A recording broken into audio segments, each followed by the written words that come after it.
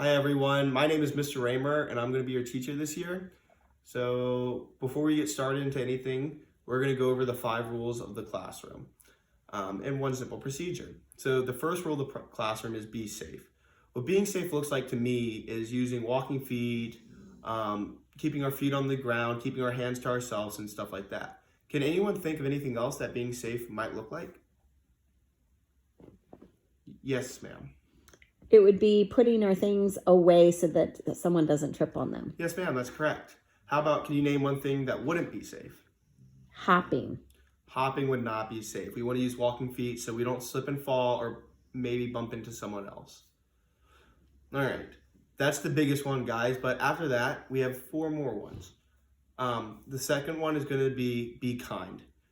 Being kind means not only being kind to your friends, not only being kind to me, but being kind to all of your classmates and all of your peers. We want to make sure that everyone feels supported and comfortable in this environment. So we want to use nice words only. If we have something bad we want to say about someone, we should wait until we get home to say it. Can anyone give me an example of something nice that we could say to a classmate? I could say that I like your tattoo. Thank you. How about something mean you could say to a classmate? Your hat looks really stupid. That's a good example. All right, and then moving on, the next one we have is come prepared. So coming prepared to class is very important so we don't waste any of the time we have together here. Every single day, I expect you to come with your materials you need for the day, whether that be pencils, notebooks, or a book. I'll let you know the day before what to bring, and come straight into class and be ready to work. Can someone give me an example of one way you can become prepared to class? Yes, ma'am. Have all of my materials ready. Okay. And how about one way you could come to class where you wouldn't be prepared? Leave my homework at home. Very good, yes. So we want to make sure we bring all of our materials to class. All right. The next one is going to be respectful.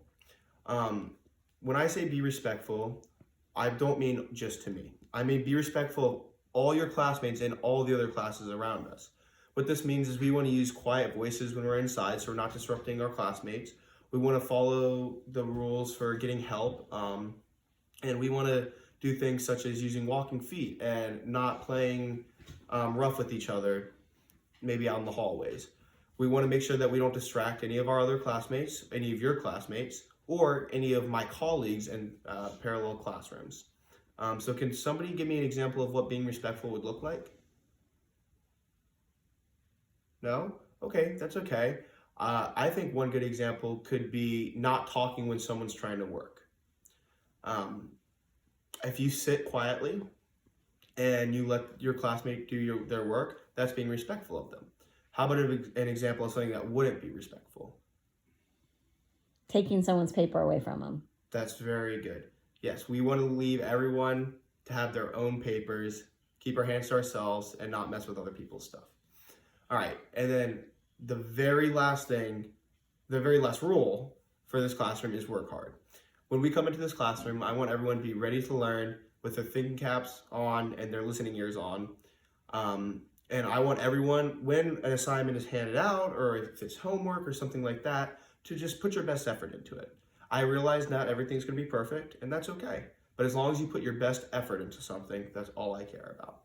So can somebody give me an example of one thing they can do to work hard in this class? I can try my best. You can do your best, absolutely. And then how about one example of what working not hard might look like? I don't like math, so I'm not going to do it. Right. Even if you don't like something we're doing in class, I do expect for you to put forth your best effort for it. That way we can learn as a whole and move forward. All right, and I'm just going to go over one procedure today, and we're going to go over what we should do when we arrive to school and we come into the classroom. So when we arrive at school, I expect everyone to be using their quiet voices and their walking feet. When you get to the classroom, I expect you to come in. I expect you to put your bag in its cubby and your lunchbox with it. Grab any materials you need for the day out of your bag and take them to your desk. Once you arrive at your desk, you'll find your warm-up assignment there. Please complete that warm-up assignment as quickly and as efficiently as you can. And then once you're done, you can either sit quietly, color, or read. When I see you sitting quietly, coloring or reading, that way I know you're done and you're not disrupting any of your classmates. And then once everyone is complete, then we will start class. If you have any questions, please raise your hand and I will come help you.